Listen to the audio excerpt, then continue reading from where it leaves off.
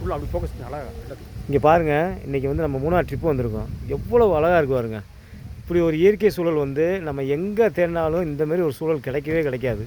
நம்ம அருகில் இருக்கிற எல்லாத்தையுமே மறந்துட்டு ரசிக்கிறதுக்கு இப்போ சுத்தமாக மறந்துடுறோம்.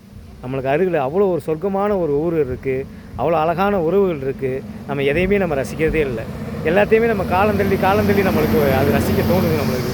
அதனால் என்ன சம்பாரித்தாலும் என்ன செலவழித்தாலும் நீங்கள் வந்து இப்படி ஒரு ட்ரிப்பு வந்து நீங்கள் யூஸ் பண்ணிக்கோங்க. அவ்வளோ அழகாக இருக்குது இந்த ட்ரிப்பு. இங்கே பாருங்கள், இந்த ஒரு இயற்கை காட்சி வந்து நம்மளுக்கு எங்கேயுமே கிடைக்காது. இத்தனைக்கும் நம்ம அருகில் ரொம்ப பக்கத்தில் இருக்கிற ஒரு ஊர் மூணாறு.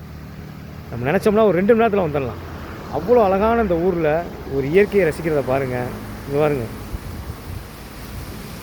எவ்வளோ இயற்கை வந்து நம்மளுக்கு அழகை கொட்டி கிடக்குது. இந்த மனித இனம்தான் போட்டி, பொறாமை, வஞ்சகம் இன்னும் நிறையா வச்சுக்கிட்டு மனிதர்கள் மதிக்காமல் அவ்வளவு அழகான உலகம், இறைவன் படைத்திருக்க உலகம் வந்து அழகான உலகம். இப்போ பாருங்கள், இந்த உலகத்தை நம்ம மிஸ் பண்ணுறோம். இதுபோல் தான் உறவுகளும் நம்மளுக்கு அழகான உறவுகள் நெருக்கமாக இருக்குது. ஒரு சில உறவுகள் செய்கிறத பார்த்து நம்ம எல்லா உறவுகளையுமே ஒரு தப்பான கணக்கு போடுறோம். உறவுகளையும் மதிப்போம், நம்ம இயற்கையும் ரசிப்போம்.